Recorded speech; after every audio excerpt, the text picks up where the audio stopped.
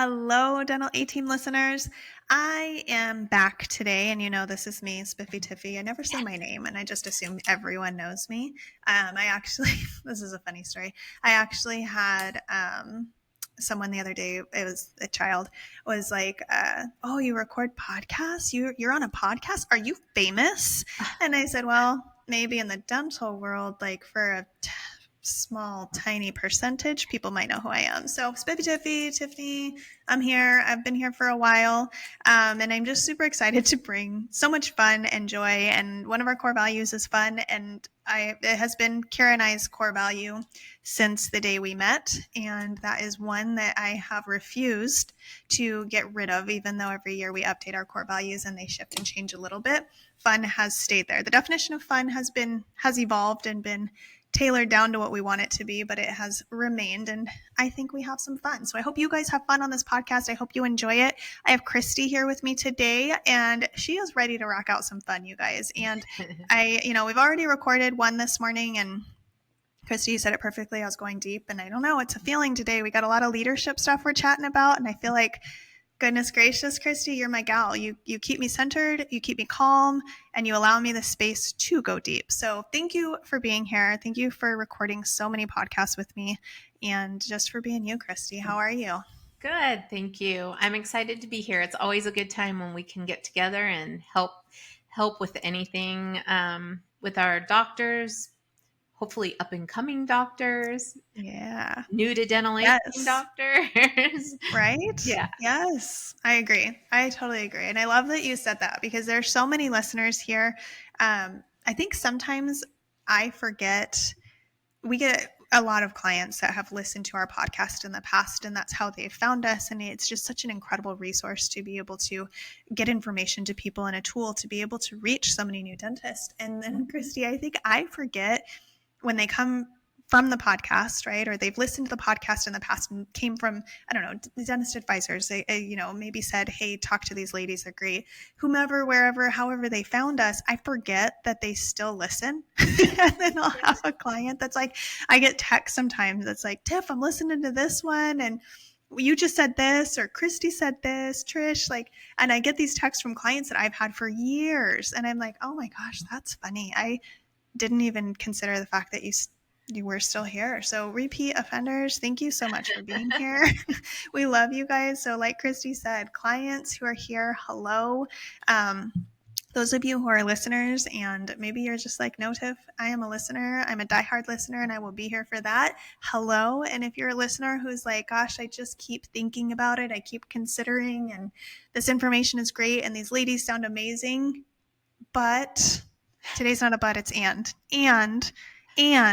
I'm going to call them, because whether you say yes to success and you're our newest client, or you say, this is incredible information, I'm going to implement some of these tools that you just gave me, and we'll talk again soon, we're here for it. I want you guys to understand that we are not the company that you call and it's like, if you don't say yes, we never talk to you again. No, you say yes and, right? Yes, this was great information, and I'm ready to start.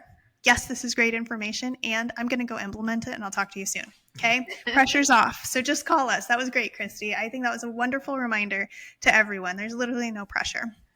Gosh, Kristy, I love you for so many things. And today I am just loving on you for leadership communication, conversations, and just like effective balance, right? And we have a fun topic here, and I told you I have some tangents on it, and I think you do too, and I think we align pretty well on this topic.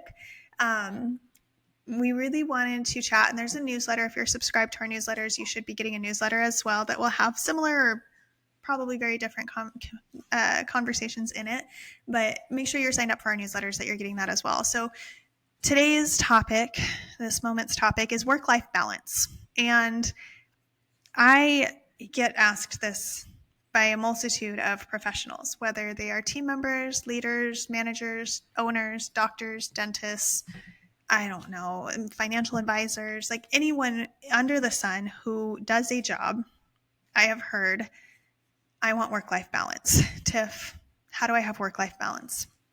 And I think it's a really tricky statement, and I think it's overused and misunderstood. And I think you just need balance.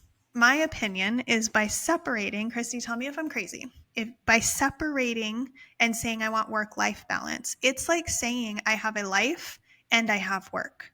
For me, I have a life and I work within that life. Like I don't have my work life that is like, it's in your brain, it just creates these two separate entities that then you're trying to smash together. It's like saying I'm a dentist and I'm a chiropractor and I want to do both out of my office. So I want to, while I'm drilling and doing this crown, I also want to be cracking their neck. You can't do that. It's literally impossible. So I think saying I want balance in my life is more clear and more understood than I want work life balance, which confuses it and makes it feel impossible. It feels literally difficult when I say I want work life balance, it in my body feels difficult. It feels hard. But when I say I want balance, that feels achievable. That is like graspable. I can see it. I know what it feels like to have balance. So I can emanate it. I can mimic the feeling in my body and I can find it. And I just think people just misunderstand that. But Kristy, what are your thoughts on it? How do you feel about the term work life balance? And then we'll get into, I promise you, we'll get into how to achieve some of this balance. But Kristy, first, I think definitions are always most important. So tell me your thoughts. I know we never want to go like political or anything like that in that realm, but listening to you takes me back to um, growing up and hearing how moms entering the workforce and how can Yeah. they work and be a mom. And so it kind of makes me laugh. And honestly, what you said is spot on. I don't I don't know how you can do both at the same time, but I do think you can wear many hats. It's just Yeah. how do we devote our time to it, you know? So identifying, honestly, going back to the results, like what are we looking for in the first place? So when you say work life balance, tell me more about that. What does that mean? What does that mean to you? Because it may mean something different to somebody else, you know? Yeah. I for one get a lot of gratification from my work and purpose from it, so it brings a lot to my life. So to separate, yeah, I can't. But to Yeah. devote certain amount of time to certain things, I can grasp that 100%. Yeah, I love that clarity that you brought, even to maybe like potentially realizing where the term comes from. Because I agree with you. I think that is a huge space and a huge learning curve for everyone, and we're still kind of in it. I think we're still so much in that world. It's 2025, but we are still so much in that world of moms, and not even just moms, but primary caretakers coming into the workforce, or primary caretakers also working. And it's like that. I think you're right. I think that is a confusing factor. um, and I love what you said, that work gives you, it provides something positive to your life. So to keep those separate feels wrong. And I think so many of our leaders and our dentists feel that same way, which also confuses it. And you said, tell me more, tell me what that looks like. And I know I've asked the question before, and I've had a doctor be like, well, I that means I'm home before 5:30 so that I can cook dinner for my family. And I'm like, great, that's easy. Like, what's keeping you at the office? Like, why are you there? Right? Like, let's remove some obstacles. And I've had doctors that are like, well, I have a doctor that was like, Tiff, I want to work 3.5 days a week and I want to make $1 million in collections a year.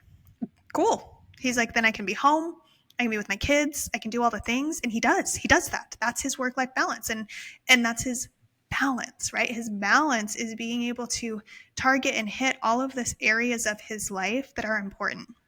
And Kristy, it makes me think of in March, we did our in-person event with so many of our amazing platinum doctors came out to visit us, and their office managers.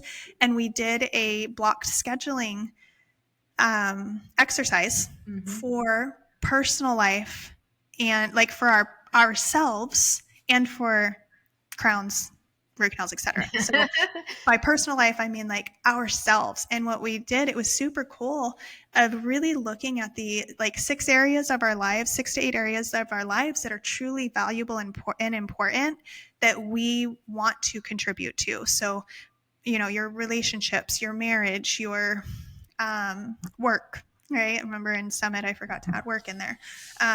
If you were there for Summit, you guys are laughing.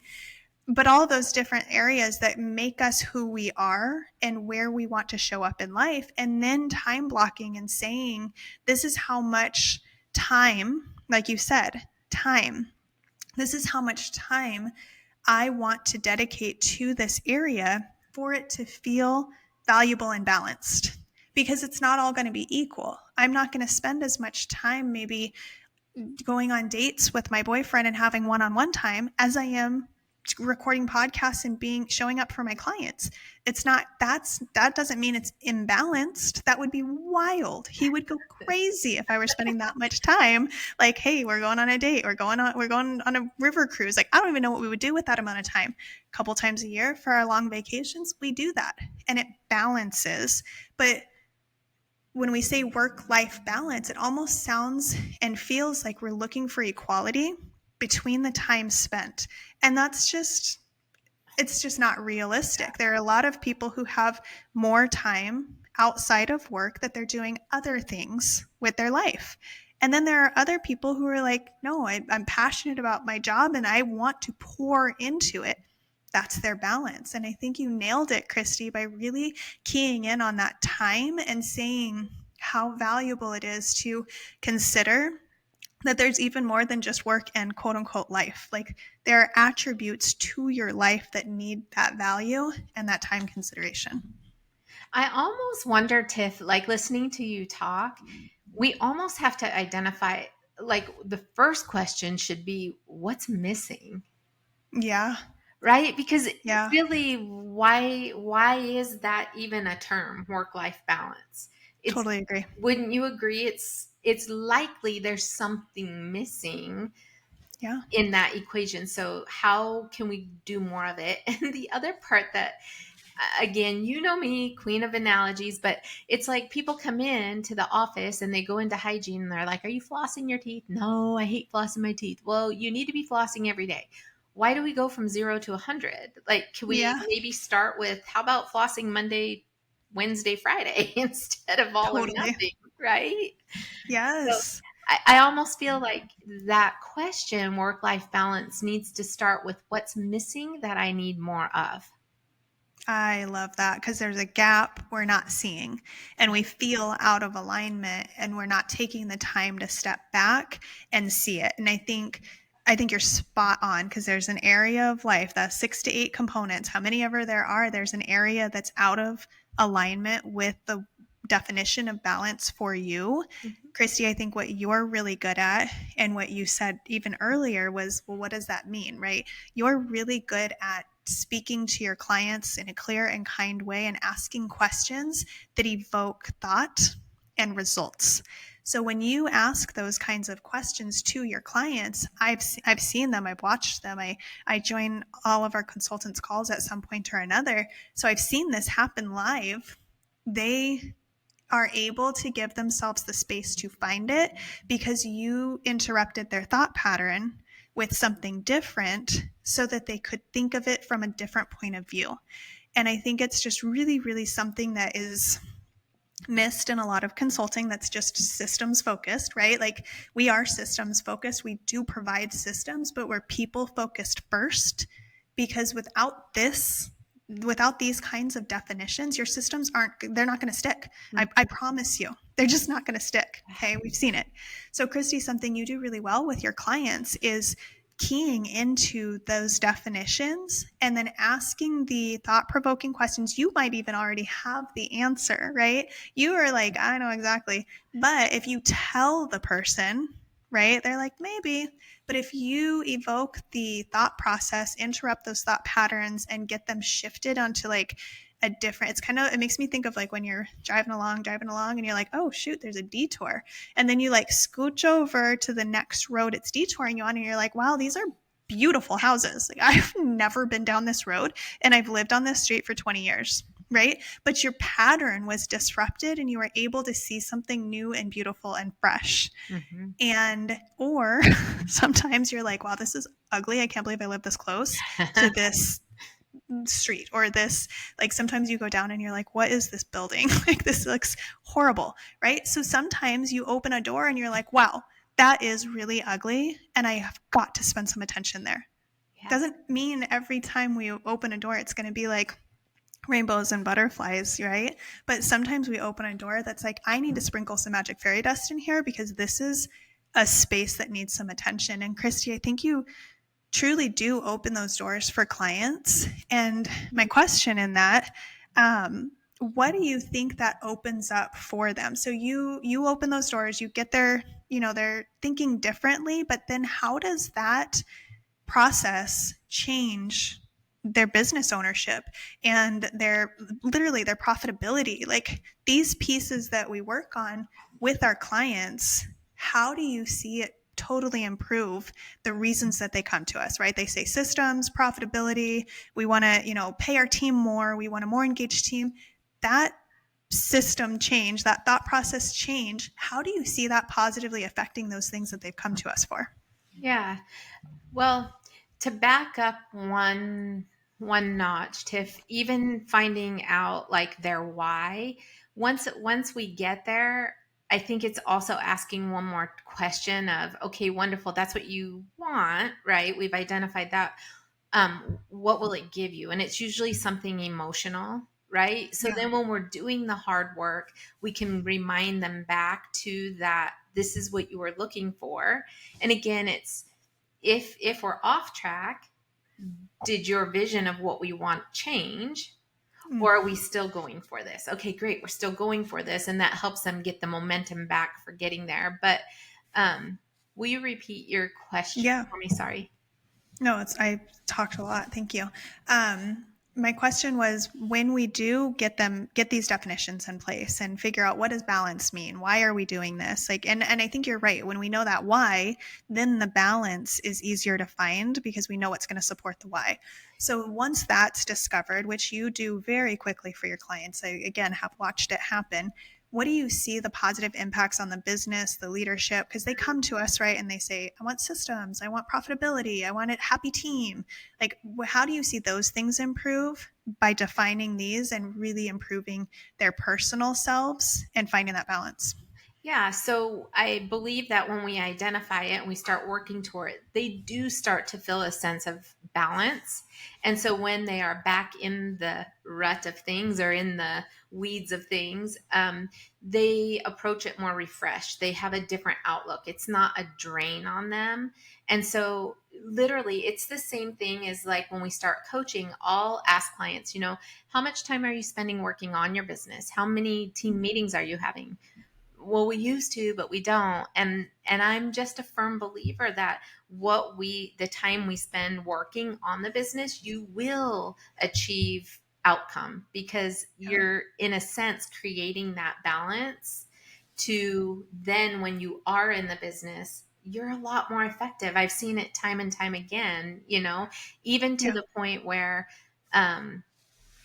I have one client that literally she takes off 2 more weeks a year, but she's producing the same this year on trajectory to make more. But Yeah. literally, the first year she took those extra 2 weeks off, she's making just as much as she did the year prior, but she gained time, right? Awesome. So when she Yeah. achieved that balance of the goal to be able to take time to do XYZ, she identified it. Then when she's there, she's way more productive and focused on what she's doing.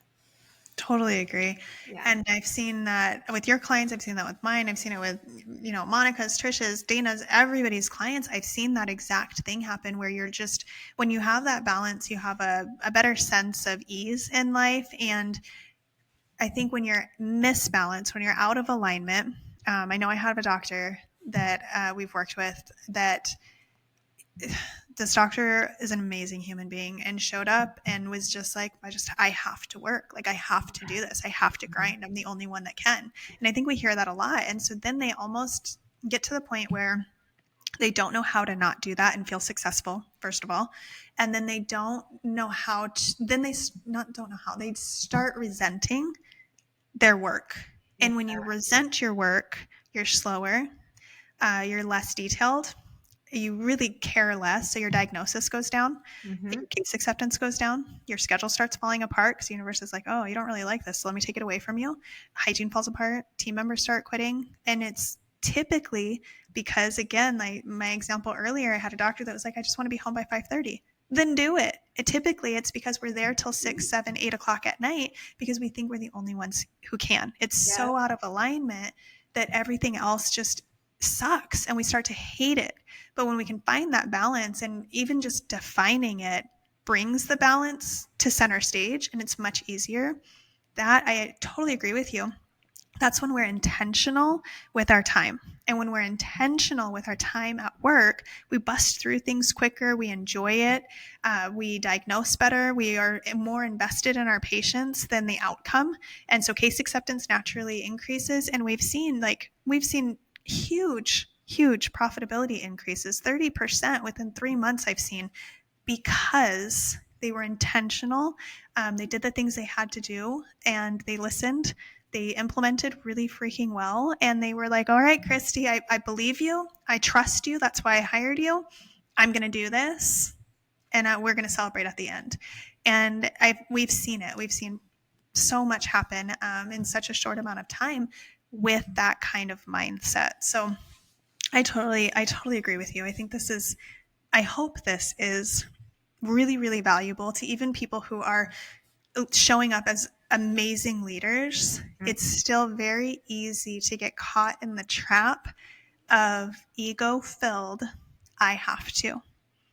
And I've seen incredible leaders be the ones that ego, it sneaks in there. It has to be there on some level. Always our ego has to be there. You can't totally get rid of it. It's a good, but it needs a balance. And sometimes that ego, when we're busy, starts to creep up and starts to get louder, and we start to get to the point where we think, this is all on me. I have to do it. No, Tiff, you don't understand. I have to be here till 7. And Kristy, I think that's the space where you're able to come in as a consultant and really say, but do you really have to? Is there not a way out? Let's explore that together. And you do that by asking those questions. And Kristy, I've watched you do it, and I think it's incredible. Oh, thanks. I'm hearing you say delegation, and Mm-hmm. honestly, again, flipping it, we have to take ourselves out of the equation. I think again, we see it every day. We're in our own way, and so Yeah, when we approach something and take ourselves out of the equation, just even with the delegation part of it, when you are able to flip that, then you can see by not delegating, you're hindering your team's growth. And totally. that's a different perspective than my team won't rise up to the occasion, right? Yeah, I'm part of that equation. So, yeah, I love it. yeah. Yeah, amazing. Amazing. And you pulled out a great word, an action item there. I think delegation is key. So I think a couple of takeaways or action items that you guys have, I'm gifting you those today. Is number one is to really, I think, Kristy, you said, like, look at your why. Why are you doing this? And then where are you out of balance that is making you feel like you have no work-life balance? So what does the terminology actually mean to you? What is your why? How can you get there? When you get to these points and you need help, please reach out, hello@thedelayteam.com. You can reach us on our website. You can reach us with a review below, like however you need to find us and get to us. Instagram, Facebook, I don't care. Reach out. We're here to help you through it. So go figure out what's your why. If you know your why, figure out how are you out of balance on getting there. And then, Kristy, I think your word delegation, like find something, even if it's one thing today that is on your plate that you can successfully delegate to someone else. And as an example, I was on a marketing call with an office manager with an outside marketing company. This is the first time I've ever met them. And she was great. The gal was great. And she said, no one's responding to your social media interactions, right? There's no engagement responses. So we've got TikTok and a massive amount of great social media following, but there's no responses happening.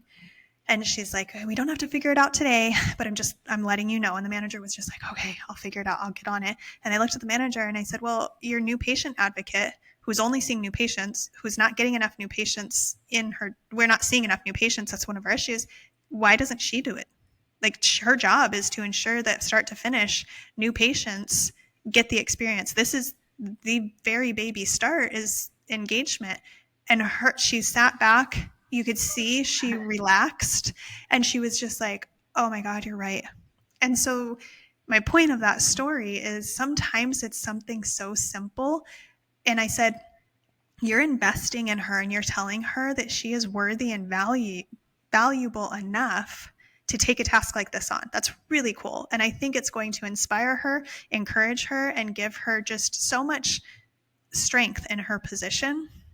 You're actually helping her be better by giving her a task that you were going to resent. You were going to hate that task. So my point of that story, doctors, leaders, team members, look at your balance and say, what's keeping me out of balance? And is there something as simple as social media engagement, whatever it is, that I can pass on to someone that it makes more sense for them to do it? And it may make them feel better about their job.